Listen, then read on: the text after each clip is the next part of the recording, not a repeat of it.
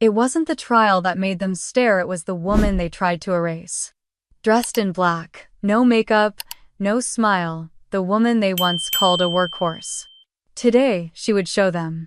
That workhorse bought the house, owned the company, and held the reins of every secret they thought they buried.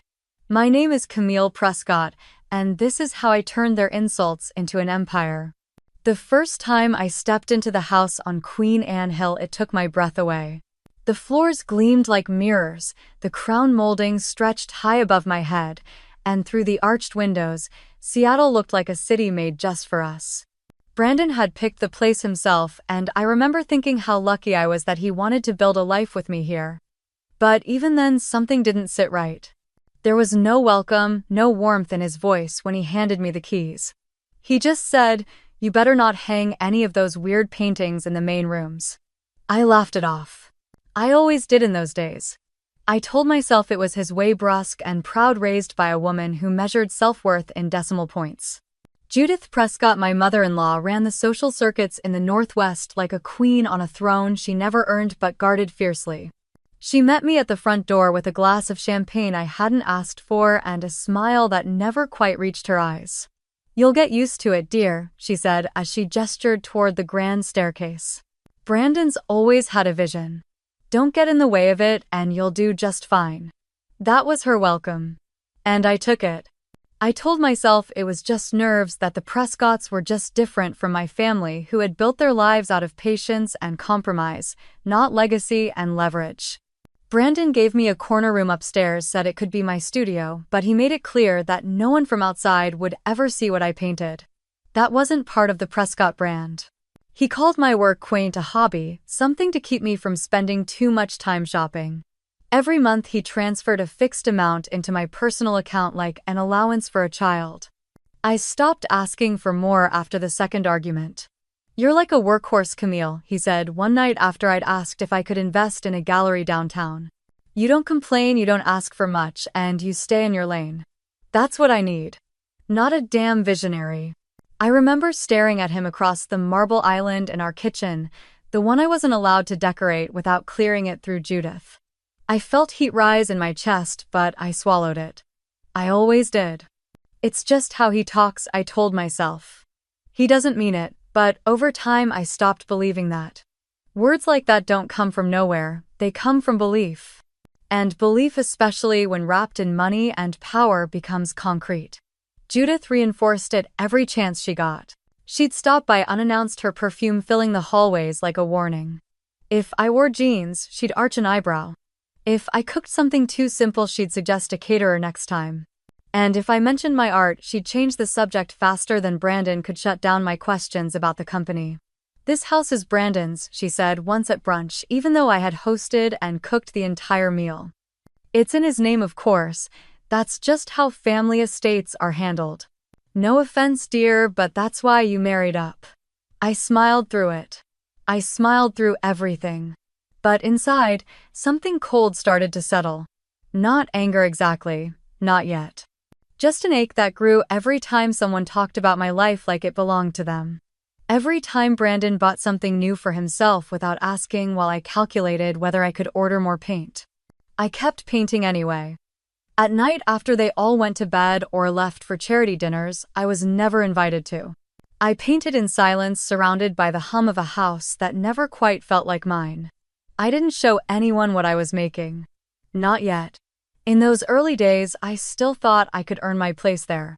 That if I played the part long enough, if I was quiet enough, agreeable enough, grateful enough, they would see me as more than just the girl who got lucky. I was wrong. But it would take me years to stop trying. One morning, not long after our third anniversary, I found Judith in the living room directing movers to rearrange the furniture I had chosen for the guest suite. I hadn't been told she was coming. She handed me a swatch of floral fabric and said, "I'm thinking a softer tone in here. Something more Prescott." I didn't argue. I didn't say that I had spent weeks researching that room's design, trying to make it feel welcoming for guests we never had. I just nodded and walked away. I went upstairs, closed the door to my tiny studio, and stared at the unfinished canvas on the easel. It was supposed to be a field of wild horses, but all I could see now was a single figure in the center. A horse, yes, but burden tired, its eyes hollow. I picked up a brush and began again. The paint bled heavy that day, darker than I expected, and somewhere deep in my chest I felt something shift. Not loudly, not with fire. Just a quiet folding and a soft decision. If they were going to treat me like a workhorse, I would learn to pull more than they ever imagined. Most days the house felt like a stage set after everyone had left. Still and curated, stripped of any warmth. Brandon was always traveling, always chasing another deal, another acquisition for Prescott and King. If he was home, it was for just long enough to drop his suit jacket on the arm of the couch, scroll through his phone while I tried to make small talk, and fall asleep without asking me a single question. Sometimes he didn't come home at all. He'd text me from the airport, maybe a brief sorry meeting ran late, staying near the site. Judith filled the silence in his absence. She came by unannounced 3, sometimes 4 times a week. She had her own key. She moved pillows, replaced drapes, adjusted vases, hired people to redo the landscaping without telling me. When I gently asked her to consult me first, she gave me the look I had come to know too well, the one that said she found me amusing in a mildly offensive way. "Camille," she said once, while flipping through a fabric book, "this is a Prescott house. It needs a Prescott's eye. Don't take it personally, you're doing beautifully with the flowers." She always managed to make her condescension sound like a compliment, and like a fool I kept trying to please her. Before I married Brandon, I had worked as a UX designer for a tech startup in San Diego. I loved it. I loved solving problems, creating clarity in chaos. My team respected me, my ideas mattered, and I had built a small but growing reputation in the field. But when Brandon proposed, he suggested I take a breath from the tech world. Said it would be a better look for the Prescott family if his wife focused on more elevated pursuits. I remember the way he said it, like he was offering me a gift. I remember saying yes, even though something inside me whispered no. I quit. Moved to Seattle. Packed away my portfolio and told myself I was trading up. That marriage, stability, legacy, all those big words were worth more than code and coffee-fueled design sprints. But slowly I began to realize I had disappeared. I went weeks without being called by my name. Judith called me dear or darling, or simply didn't address me at all. Brandon rarely used my name unless he was annoyed. I felt like I was watching my own life from the far corner of a room, blurry and quiet. I stopped looking at myself in the mirror, stopped wearing makeup, stopped checking my email. Nobody was writing to me anyway. One night, after Brandon had canceled dinner for the 3rd time that week, and Judith had sent over a decorator to redo the guest bath without warning, I sat on the floor of the studio room. I stared at my old sketchbooks, most of them untouched since we moved in. My fingers hovered over the spine of one before I pulled it into my lap and flipped to a blank page. The pencil felt awkward at first. My lines were shaky, uncertain, like a language I used to speak but had forgotten. But then something clicked. I started sketching without thinking. Shapes turned into shadows, shadows into figures. By midnight, I had filled half the book. My hands were cramped, but my chest felt lighter. The next morning, I ordered a digital tablet under a guest name and had it delivered to the back gate. I told the staff it was for a friend staying over. No one asked questions. That night, I downloaded software, reactivated an old account I used in college, and set up a new profile with no link to my real name. I called it Astro Wilder. It sounded like someone who belonged in a different world. I created quietly. Every night I climbed the stairs after the house had gone still, sat at the tablet with headphones in, and let the silence guide me. I drew versions of myself I didn't recognize, women with wings, faces made of fractured glass, wild horses running through fire. I posted them anonymously, no bio, no face. Just art. At first, no one noticed. A few likes. 1 or 2 reposts. But then a collector reached out. They wanted to buy one of my pieces. I thought it was a scam. I didn't answer for 2 days. Then they sent a formal offer through an official platform with a verified account and a deposit attached. $10,000. For a single piece. I stared at the screen for what felt like an hour. My hands shook as I accepted. I sent the files, processed the transaction, and watched the money land in an account I had set up months earlier, more out of instinct than plan. When it cleared, I sat back and cried. Not from joy exactly. Not even from relief. From recognition. Someone out there had seen something I made and thought it was worth something. They didn't know my name, my face, my connection to any legacy. Just the art. That night I didn't sleep. I lay in bed, staring at the ceiling while Brandon slept beside me, snoring lightly, his face peaceful and untouched by doubt.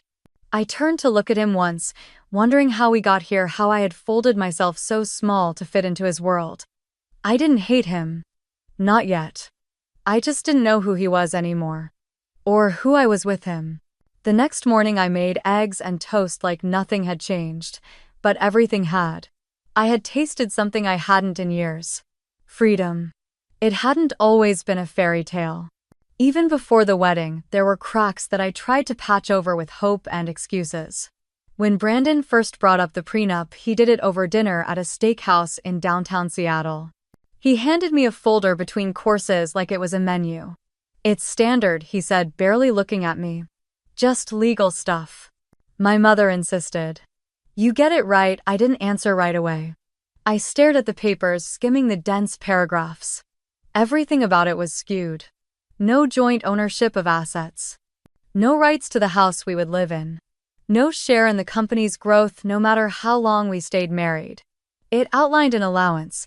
The word actually appeared in writing. Like I was being adopted.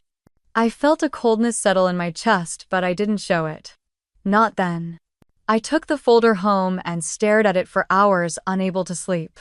The next morning I called someone I hadn't spoken to in a long time.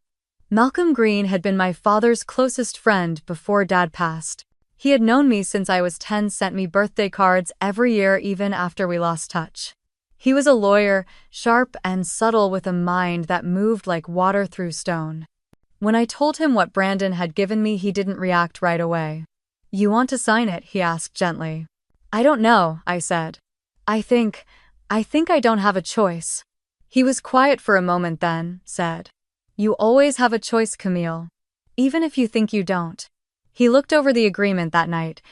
Then he called me again. "It's a fortress," he said. But there's one thing he didn't think about. If you're bringing assets into the marriage or earning anything independently during, that's still yours if we outline it properly. We can draft an addendum. Quietly. He won't even notice unless he reads every page. And if he does, then you'll know exactly what kind of man you're marrying. I hesitated. Malcolm didn't push. He sent over the revised document with the addendum included. It was simple, just 2 pages.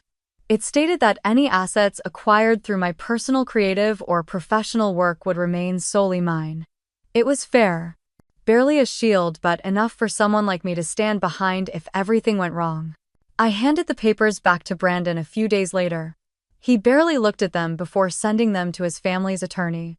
Judith sent me a bouquet of white roses the next day with a note that said, "Welcome to the Prescott legacy." I kept Malcolm's card tucked in the back of my wallet just in case. After we married, I played the role they wrote for me. I smiled at fundraisers. I learned to make conversation about things I didn't care about. I dressed the part. I listened more than I spoke. But I never forgot what I signed. Over time, I developed habits that looked ordinary from the outside but were rooted in preparation. I kept records of everything. Every receipt, every bill, every transaction Brandon made that I had access to. If he mentioned a business deal, I wrote it down. If Judith gave me instructions, I followed them and then noted the time, date, and details in a small notebook I kept hidden in a hollow book on the shelf. Emails. Call logs. Bank statements. I didn't know exactly what I was gathering at first, just that it felt necessary. Brandon rarely noticed. He was always busy. Always on the phone, flying to Dallas, Denver, Phoenix, chasing numbers and partners and meetings. He never questioned where I was or what I did as long as dinner was warm and the house stayed perfect. One afternoon, 6 months into the marriage, I asked him about a joint account. "Just a suggestion," I said. "Something we could both access for the house for vacations, emergencies." He didn't even look up from his phone. You've got your allowance, don't you? That word again. I felt something twist in my chest, but I didn't let it show. I just nodded and went back to cleaning the counter that was already spotless. That night, I opened a new bank account in my name only. I linked it to the email I had created for Astra Wilder. I made sure it was connected to nothing else. When I made my first digital sale 2 years later, I transferred the funds into that account. $10,000, then 15, then 32. The numbers climbed slowly, then steadily. I sold to collectors in Tokyo, Berlin, New York. I negotiated licenses with music producers, signed contracts with small gaming companies looking for evocative visuals. All under Astra Wilder. Every dollar was logged, copied, printed, and stored. I bought external drives, encrypted backups, even mailed copies to a rented P.O. box in Tacoma. I wasn't paranoid. I was precise. To the world, I was still Camille Prescott, the quiet wife of a real estate magnate. The one who made perfect tea and smiled at the right times. To Judith, I was still just lucky to be included. But behind that curated image, something entirely different was unfolding. A life that was mine alone. A body of work that carried no last name, no social obligation, no legacy but my own. There were days I felt like I was living 2 separate lives. In the morning I arranged flowers. Judith sent over from the market planned menus for dinners Brandon would probably miss. In the evenings, I created worlds. I drew things that frightened me, empowered me, things I couldn't say out loud. I watched my anonymous followers grow. Watched the value of my work climb with every repost, every review, every quiet message of admiration from people I'd never met. They didn't know who I was, but they saw me, and that somehow made all the difference. One night Brandon returned from a week-long trip in New York. He looked tired, annoyed. He tossed his bag onto the couch and loosened his tie. "We need to talk about expenses," he said. "The heating bill was ridiculous last month. And you're going through grocery money like we have 6 people in the house." I said nothing. Just nodded. He really looked at me for the first time in weeks. "Are you even listening?" I smiled softly. "Always." Then I excused myself, walked upstairs, and locked the studio door behind me. The screen glowed with a message from an agent in London. They wanted to feature Astra Wilder in an upcoming digital exhibition. The offer included a 5-figure commission and global streaming rights. I stared at the message, my fingers trembling. Then I opened the notebook from the hollow book and wrote down the date, the time, the details. If this was a game, I was done playing defense. I started watching him more closely after that night. Not with suspicion, exactly, not at first. It was more like curiosity. Like I was studying an animal that had always roamed in and out of the house without much notice, but now I wanted to understand the pattern of its movements. Brandon's travel schedule had gotten more erratic. He was in Miami every other week, sometimes for 2 or 3 nights, and the reasons changed each time. Site inspections, investor meetings, strategic partnerships. The words meant nothing. I nodded through them, smiled when he kissed my cheek goodbye, and wrote every detail down in the black notebook I kept tucked behind the mirror in my studio. One evening after he left for what he called a last-minute meeting in Dallas, I checked our shared financial dashboard. He didn't know I still had access. He thought he had locked me out a year ago when he switched everything to a new advisor, but I had learned long ago to keep a few digital doors open. I didn't find Dallas. I found Miami. A wire transfer for $1.6 million. The recipient was a real estate management firm based in Coral Gables. The memo field read build-out deposit, and the source account wasn't one of the main Prescott and King accounts. It was a subsidiary. I didn't recognize one that had only existed for 7 months. I copied everything. Screenshots, timestamps, routing numbers. I traced the LLC through a chain of holding companies until I landed on a name that made my throat go dry. Sienna Locke. I had met her once. A blonde in her early 30s with sharp red nails and a voice like syrup. She was Brandon's new executive assistant, hired barely 6 months earlier. I remembered the way she shook my hand at a charity event, the way she smiled at Brandon like they shared a private joke. "He's brilliant," she said to me, touching his arm just a little too long. "I've never met anyone with such vision." And I had smiled like I always did and excused myself to check on the silent auction. Now her name was tied to a Miami penthouse registered to a shell company connected to Brandon's business. I didn't need to guess what it meant. The numbers spoke for themselves. I didn't confront him. I didn't scream or cry or pack a bag. I went back upstairs, opened my tablet, and started drawing. That night I created a piece I called The Chasm. It showed two cliffs split by fire with a woman standing on one side, her face half in shadow. I posted it at midnight, and by morning it had been purchased by a collector in Berlin for $47,000. That was the first time I bought one of my own pieces. It felt strange at first, self-dealing artificial inflation, but I wasn't doing it to scam anyone. I was playing a game that had been stacked against me since the beginning. If Brandon could funnel money through holding companies, then so could I. If he could make Sienna into a hidden expense, I could turn Astor Wilder into a brand. I created multiple wallets, each registered under a different alias, each seeded with just enough ETH to make them look legitimate. I purchased a few pieces at rising prices, then let others join in.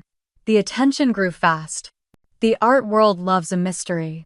Who is Astor Wilder? Is she an AI, a collective, a ghost? No one guessed it was the quiet wife of Brandon Prescott, hidden away in a mansion on Queen Anne Hill, making digital flames out of her rage. The more I sold, the more offers came in. Licensing, merchandising, invitations to exclusive NFT showcases. I declined most of them. I didn't want to be visible. Not yet. But I kept every email, every contract, every proof of transaction. I had money now, real money. More than I ever imagined. So I started Astor Fund. Officially, it was a boutique investment vehicle designed to support emerging digital artists. In reality, it was a firewall. A place to store my earnings under a name no one connected to me. I registered it in Delaware, hired a firm in New York to handle the legal structure, and opened a private brokerage account. With the first $200,000, I bought tech stocks. With the next $500,000, I started acquiring quiet shares of Prescott and King through proxy firms. Nothing large enough to trigger alerts, just little pieces. Slivers. No one noticed. Why would they? I was still Camille, still the woman who organized floral arrangements and hosted brunches and thanked the chef for the catering Judith ordered behind my back. Brandon didn't see me anymore. He barely looked up when I walked into the room. His phone was always in his hand, his laptop open, his voice sharp when he spoke to staff, but lazy when he spoke to me. "You spend too much time upstairs," he said once while sipping bourbon. "You should get out more. Do something useful." "I'm working on something," I said. He laughed. "Please don't tell me you're still playing with that tablet." I said nothing, just walked away. A week later, I sold a piece called Tethered for $350,000 to a collector in Singapore. It was a dark piece, all jagged edges and smoldering light. It made the rounds on every art blog that month. One even called it a masterpiece of modern feminine rage. I took that money and bought a larger stake in the firm that handled Prescott and King's vendor contracts. By the end of the quarter, I had controlling interest in 2 of their preferred subcontractors. All on paper. All legal. It had taken me nearly 10 years, but I had built something real. Not just an art brand. A position. A shield. A weapon.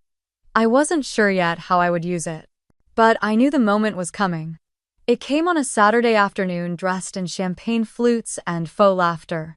Judith had organized yet another garden party, the kind where no one really eats the canapés and everyone competes over who can tell the most exclusive vacation story. The house was buzzing with florists and servers before noon.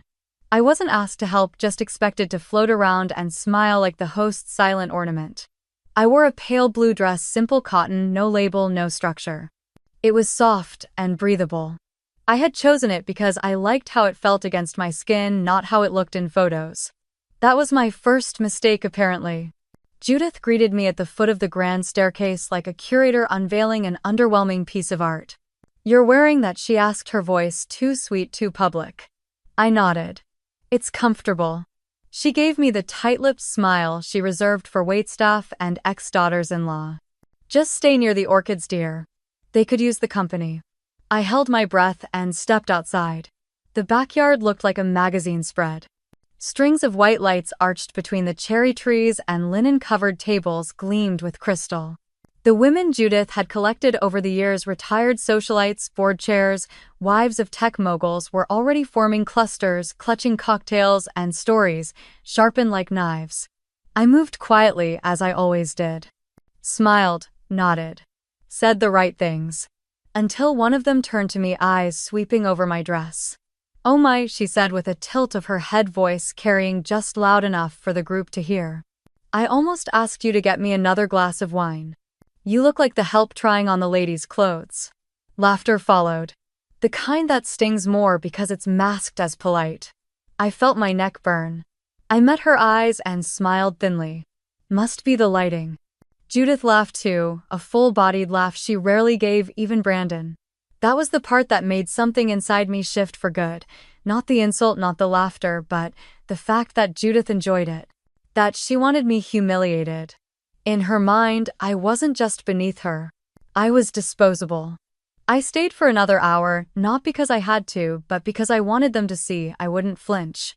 I walked through the crowd, offered polite comments on centerpieces and weather forecasts, and took mental snapshots of every face that looked at me like I was furniture with a stain they hadn't authorized. By sunset, the guests were gone and Judith was inside reviewing flower arrangements for an upcoming gala. I walked upstairs, stripped out of the blue dress, folded it neatly, and tucked it into the back of my closet. Then I opened my laptop and called Malcolm. "It's time," I said. He didn't ask what I meant. He just said, "I'm ready." We met 2 days later in a quiet office above a bookstore in Fremont. Malcolm had already drafted the documents. A new series of silent acquisitions routed through Astra Fund and a third-party investment group he had helped establish. The goal was clear. Gain controlling interest in the 3 vendor firms Prescott and King relied on most. It wouldn't give me Brandon's title, but it would give me power. The kind that can't be taken away with a signature. "We can finalize this within 3 weeks, Malcolm said, sliding the papers across the desk. "But once this is in motion, there's no walking it back." I signed. I walked out of that building feeling taller than I had in years. The air was sharp, crisp, full of movement. I wasn't just surviving anymore, I was shifting the ground beneath them. Back at the house, Brandon didn't notice a thing. He had just come back from another Miami trip and was in the kitchen complaining about a broken wine fridge. I made a note of the delivery confirmation for a gift Sienna had signed for. A silver watch, $14,000. Charged to a corporate expense account labeled client retention. That night, I painted a new piece. It was unlike anything I'd done before. Bold, jagged, pulsing with heat. I called it the Stallion. It sold in less than 6 hours for $190,000. The buyer was anonymous, but I recognized the crypto tag. They had purchased 3 other pieces under different aliases. I created a folder named Leverage and placed all documentation inside. Asset transfers, artwork, sales, fund movement, shell acquisitions. I made copies. Uploaded one to an encrypted drive. Mailed another to a P.O. box under a name no one knew. The next morning, Judith called to ask if I would assist with a luncheon for a visiting senator's wife. "I'm not available," I said. She paused. "Is something wrong?" I smiled as I looked over the email confirming our final vendor acquisition. Not at all. For the first time, I didn't feel like I was lying. I was no longer pretending to be what they needed. I was building an exit. Not the kind with tiers and boxes, but with documents and equity. Let them think I was still theirs. Soon they'd learn the difference between owning a house and owning the ground it stands on. The courthouse smelled like lemon disinfectant and old wood. Cameras lined the steps outside, voices humming in microphones, names whispered in low excitement. Brandon Prescott's divorce had made the news the moment I filed. Not because anyone cared about me, but because Brandon was the face of a multi-million-dollar development empire, and scandal made for good viewership. I walked in wearing black, no jewelry, no makeup. My hair pulled back, simple. Quiet. Judith sat in the front row, already wrapped in pearls and smugness, surrounded by women who used to laugh at my quiet clothes and empty title. I felt their eyes sweep over me. I didn't flinch. The judge called the room to order. Brandon sat across the aisle, crisp suit, clean shave, flanked by his attorney and publicist. He didn't look at me. I didn't expect him to. His lawyer opened with pleasantries. He spoke of Brandon's contributions to the city, his business acumen, his philanthropic efforts. There were nods from the gallery. I waited. Then came the twist. The lawyer turned toward me and said I had made no significant contributions during the marriage. That I had no independent income. That the lifestyle I enjoyed was funded solely by Brandon. He spoke in numbers, spreadsheets, vacations. I never took jewelry I never wore. I sat still. Finally, Brandon stood. He wasn't supposed to speak yet, but he rarely followed rules. You know what it's like, he said, his voice relaxed and rehearsed. To live with someone who never asks for more. It's like having a workhorse. Easy to ride, easy to feed, and they never wander off. Just stable, predictable. Not flashy, not demanding. He smiled, waiting for the room to laugh. And it did. A ripple of polite chuckles rising into louder amusement. Judith didn't laugh at first. She looked at me, then at Brandon, then finally let herself grin.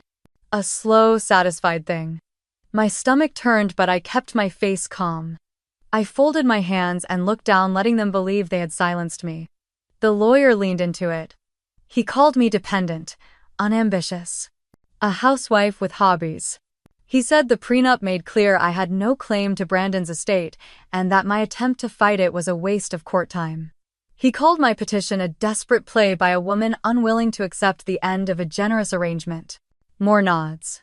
More whispers. Somewhere in the room, a camera clicked.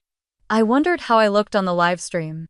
When the judge asked if I had anything to say, I stood slowly. Your Honor, I said, my voice steady, I would like to present evidence. Brandon laughed. Not loudly, but enough. His lawyer smirked. Judith shifted in her seat, arms crossed like a teacher waiting to correct a student. Malcolm walked forward from the bench behind me. He held a small black USB in his hand, handed it to the court clerk, and stepped back. The judge nodded. Proceed. The courtroom screen flickered to life. I walked toward the front and stood beside the display. The first image appeared. A digital painting, dark, moody, electric. Then another, then another. Faces. Wings. Chains breaking. A woman walking through fire. Each one carried a small signature in the corner. Astra Wilder. The room changed. I kept speaking.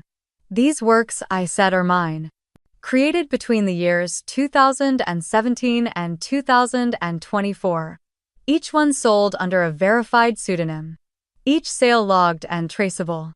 Every payment legally transferred into accounts owned by me under the name Astra Fund. Brandon sat back in his chair, arms crossing tightly now. His lawyer's mouth opened slightly.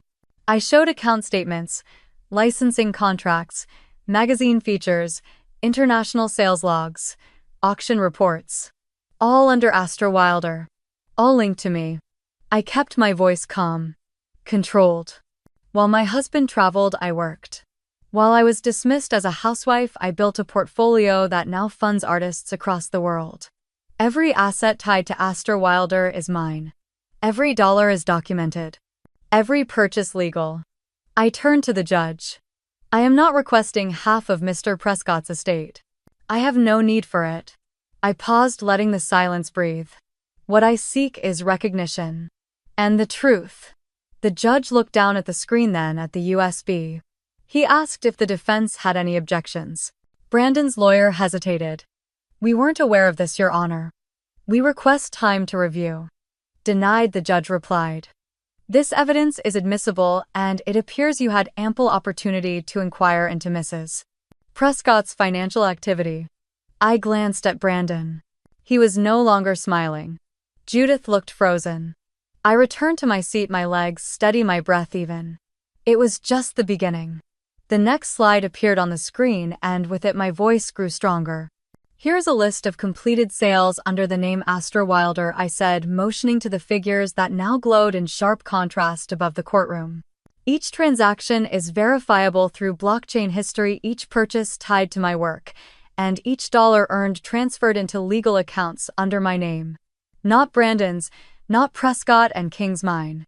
The numbers were staggering. 275 pieces sold in 6 years, multiple works reaching six-figure bids. One recent sale clocking at $640,000 to a private collector in Tokyo. The room had fallen into a thick silence. Even the bailiff had stopped shifting. I clicked again. Here are my contracts, I continued. Licensing agreements with music labels in Los Angeles. Visual design partnerships with global ad agencies. This one, I gestured, is an exclusive NFT collection commissioned by a New York fashion house last year. It sold out in under 48 hours. Then came the Forbes slide. A quote from a recent feature article titled "The Hidden Women of Digital Art." The writer didn't know who I was, but they called Astra Wilder one of the most important visual voices of the decade. The quote hung there in the air. Her art is rage wrapped in elegance, a rebellion disguised as beauty. Someone in the gallery let out a quiet gasp.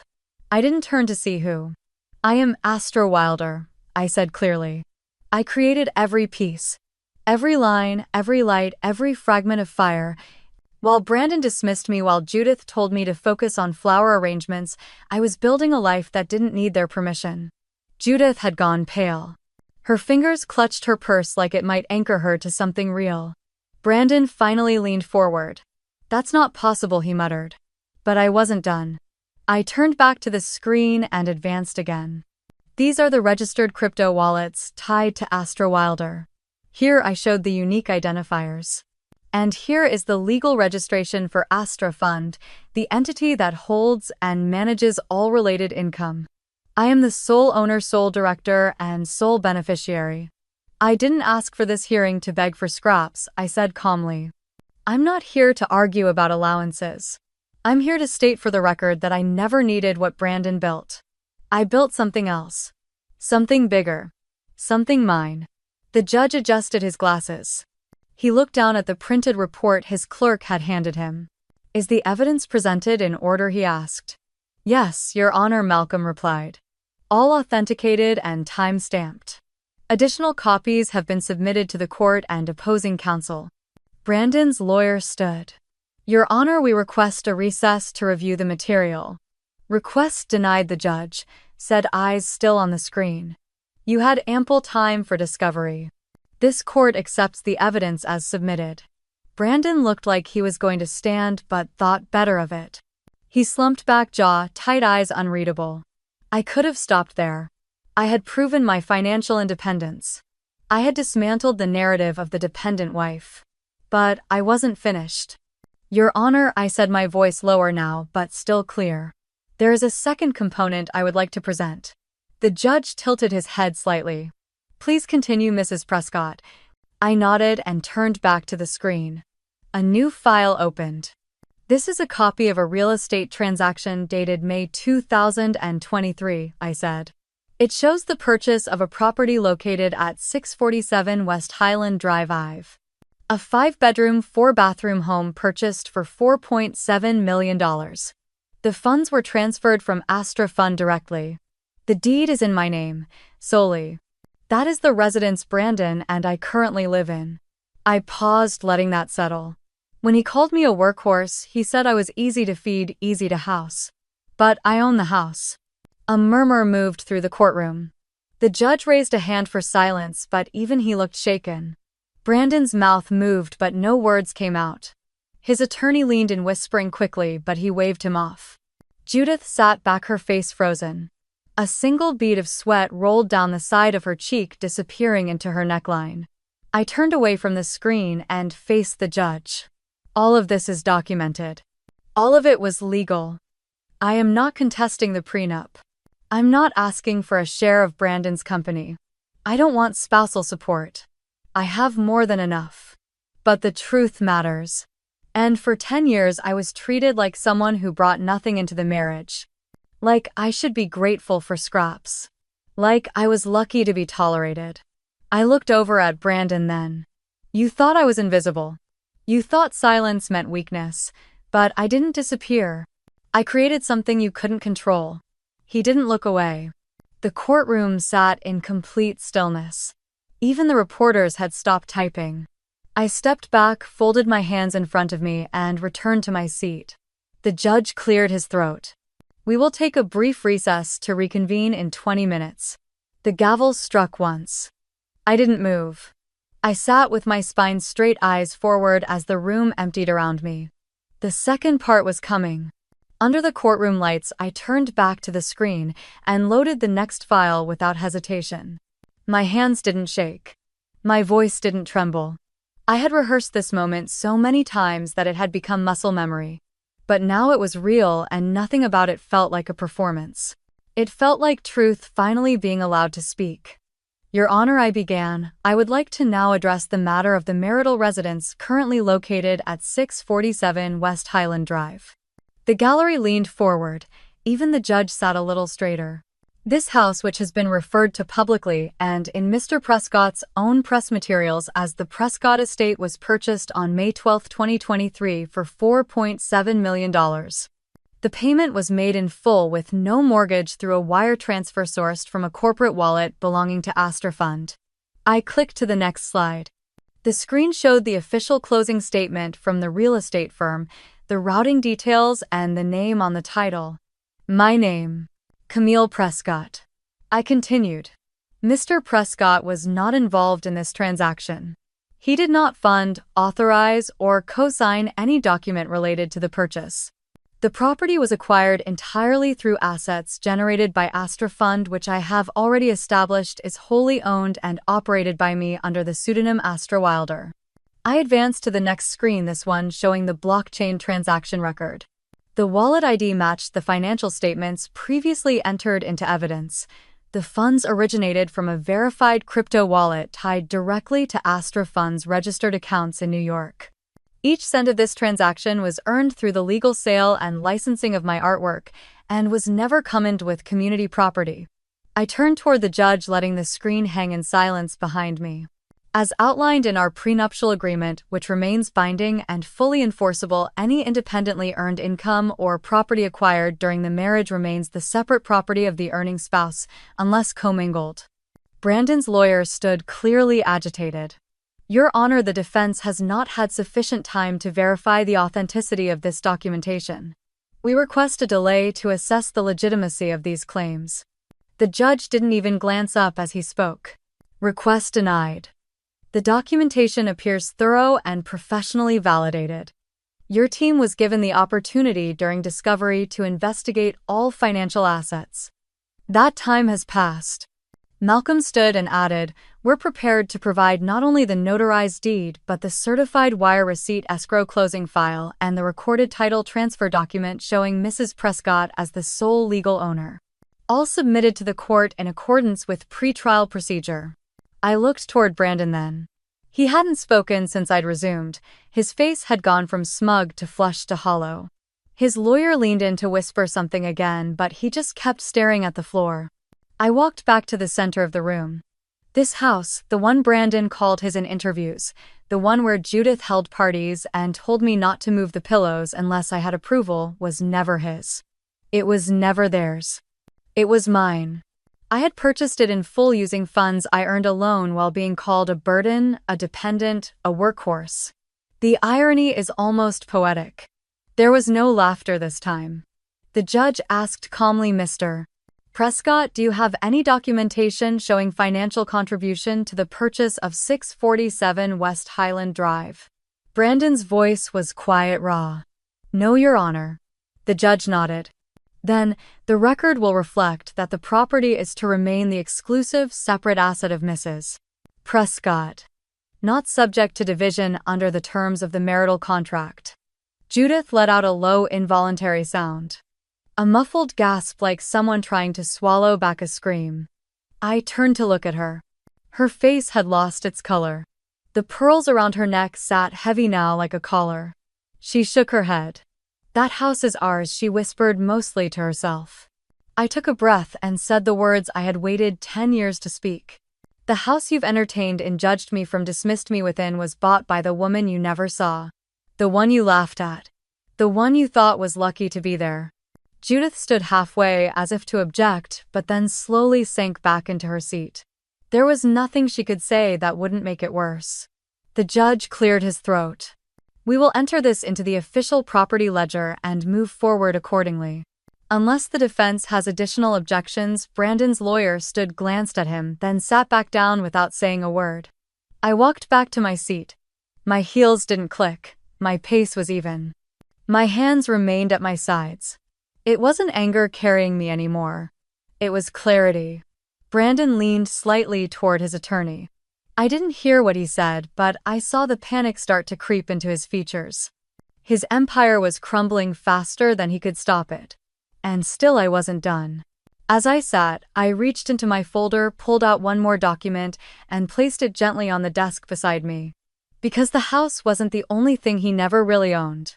I rose again, this time holding a smaller folder in my hand. My pace was calm, almost slow, as I returned to the center of the courtroom. I didn't need the screen anymore. The facts were no longer just images. They were weight.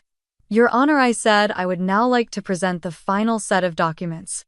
I handed the folder to the clerk, who passed it to the judge. Inside were 12 pages. Each one a nail. These are internal transfers conducted through shell companies affiliated with Prescott and King. They show the diversion of funds over a 3-year period beginning in 2021. Most notably transfers directed to a private account held in the name of Sienna Locke. At the mention of her name, Brandon's head snapped up. The judge raised an eyebrow. The total diverted over that period, I continued, amounts to just over $2.4 million. The transfers were fragmented, disguised as consultant fees and off-ledger marketing contracts. However, the destination remained consistent. I walked slowly to the defense table, stopping several feet from where Brandon sat.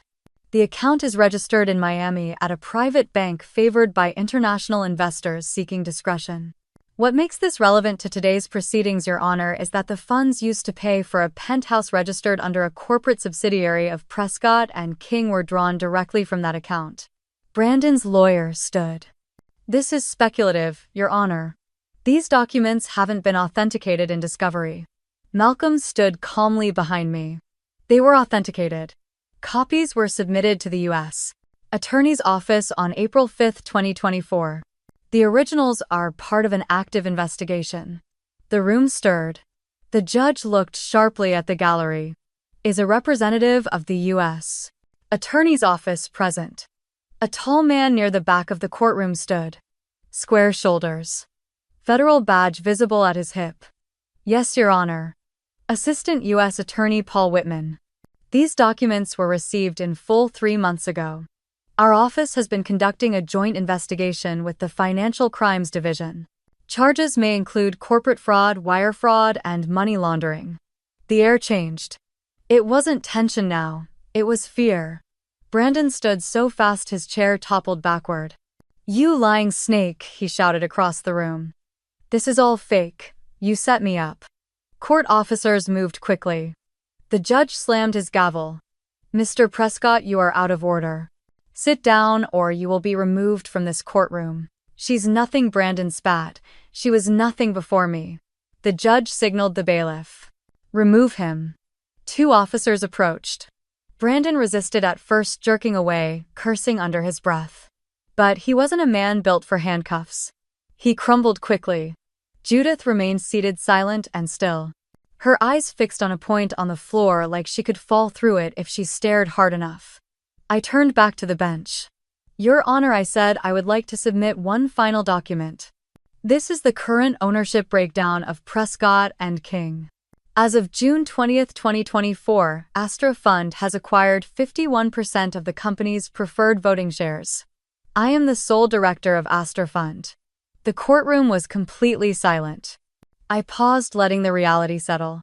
There is no conflict of interest. The purchases were made legally through approved channels with documented funds from a registered investment entity.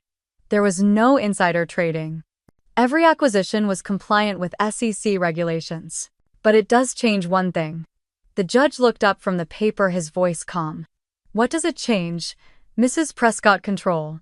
I own controlling interest in Prescott and King. I stepped back. No dramatics. No smile. Just the plain truth. Judith let out a short, sharp breath. Her pearl bracelet slipped down her wrist as her hand trembled. She reached for her purse but didn't open it. The judge tapped his pen once on the arm of his chair, then turned to the court reporter. Let the record reflect that Mrs. Camille Prescott is the legal controlling shareholder of Prescott and King as of the date submitted. This information shall be cross-referenced with the ongoing federal investigation. He looked to Whitman. Will your office be issuing any additional statements? Not at this time, Your Honor, but the court can expect formal notice of indictments in the coming weeks. The judge nodded. Thank you. I returned to my seat. My legs were steady. My breath even.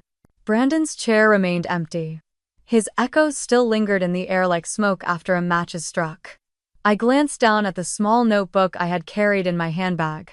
I had filled its pages slowly, quietly, methodically. Notes. Transfers. Names. Dates. I had recorded everything. Since the beginning, and now the record was public. 1 week later, I stood outside the courthouse again, this time without the cameras flashing in my face. The media had moved on to other scandals, newer dramas, but inside, behind closed doors, the final ruling was handed down. The judge's voice was steady as he read from the bench. After reviewing all presented evidence, he said this court finds that Mrs. Camille Prescott is the sole legal owner of the residence, located at 647 West Highland Drive, purchased with independently earned income and protected under the terms of the prenuptial agreement. He paused only briefly before continuing.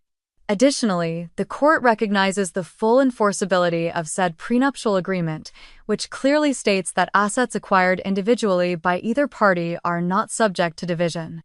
Therefore, Mrs. Prescott retains full ownership of all earnings accounts, investments, and intellectual property derived from her work as Astor Wilder, including all assets held within Astor Fund. I didn't move. I just listened. The judge went on, outlining the civil consequences first. Brandon would receive no claim to any portion of my holdings.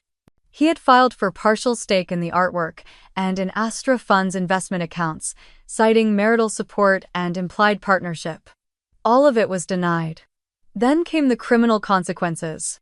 In light of the financial documents presented and in coordination with the U.S. Attorney's Office, this court will refer the matter of Mr. Prescott's financial conduct for criminal prosecution. Charges may include tax evasion, wire fraud, corporate misrepresentation, and money laundering. I glanced across the aisle. Brandon sat with his hands clenched under the table. He looked smaller than I had ever seen him. The judge wasn't finished. Furthermore, based on documentation showing unreported income and undocumented payments through company subsidiaries, the court recommends that Miss Judith Prescott be investigated for failure to report taxable benefits. The Department of Revenue will be notified regarding undisclosed gifts and financial transfers totaling over $900,000 between 2020 and 2023. Judith didn't speak. Her lips pressed into a thin line. Her pearls looked heavy now, dragging down her neckline like chains. And finally, the judge turned toward me. As of today, this court affirms the legitimacy of Mrs. Prescott's acquisition of controlling interest in Prescott and King. Her position as majority shareholder and legal managing partner is to be recognized and recorded. All relevant documents have been reviewed and authenticated. Malcolm placed his hand gently on the back of my chair. A quiet signal. It was done. As the ruling concluded, a marshal stepped into the courtroom. He approached Brandon, calmly leaned in, and whispered something. Brandon's face blanched. He stood slowly, but he didn't fight this time. The moment the judge struck the gavel, the marshal placed him under arrest. The cuffs clicked around his wrists, and for the first time, the man who once towered over boardrooms and belittled my dreams was led quietly out through the side door. The courtroom didn't applaud. It didn't gasp. It was just still. I stood and gathered my things.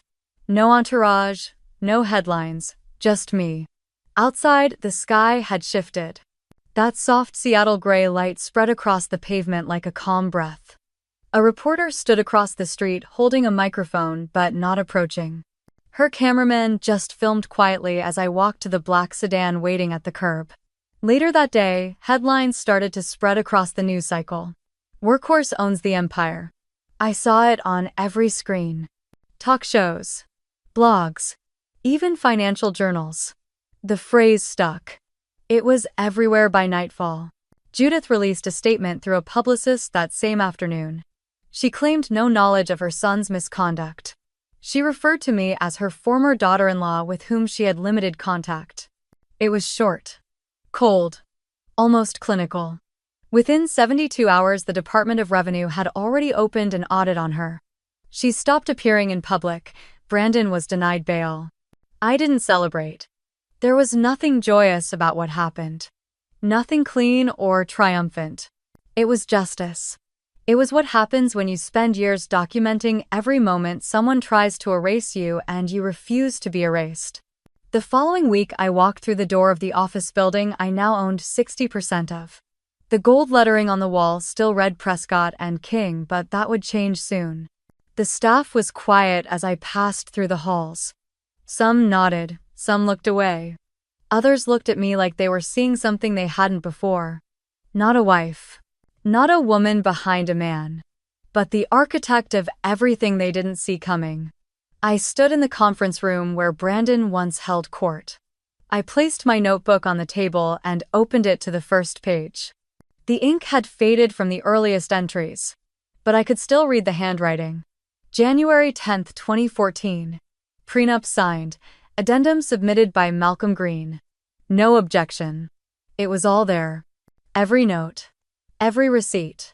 Every lie I turned into leverage. That day, I didn't feel like the workhorse anymore.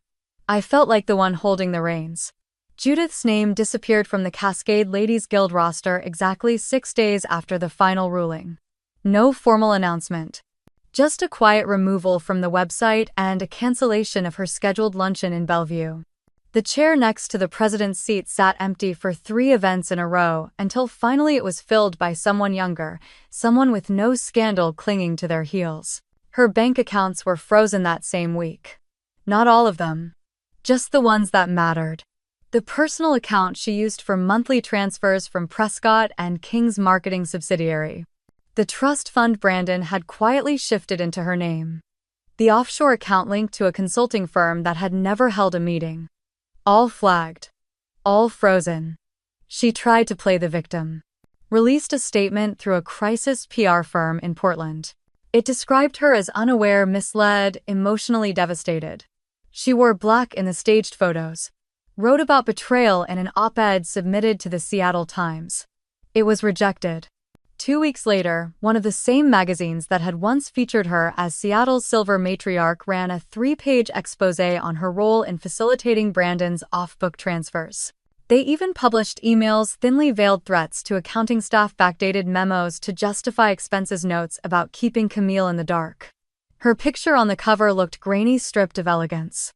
The headline simply read, "The Empire Behind the Curtain." I didn't read the full article. I didn't need to. I already knew what it said. Sienna, on the other hand, didn't speak a word publicly. The court sentenced her to 18 months of house arrest followed by 3 years of probation. Her fine totaled just over $2.1 million. She pled down to avoid prison time. I had no interest in seeing her jailed. She was just a piece of the machine Brandon had built. A willing piece, but not the architect. Her apartment was now listed for sale, her name scrubbed from the firm's website. She would never work in finance again. That much was certain. While they unraveled, I opened the doors to something I had nearly forgotten: my studio. It sat untouched for months while the case moved through court. Now it felt like walking into a chapel. Light poured in through the high windows on Queen Anne Hill. The scent of old wood ink and something warm returned to me the moment I stepped in. I let the silence settle, then I began. I didn't try to make it perfect. I just let the brush move.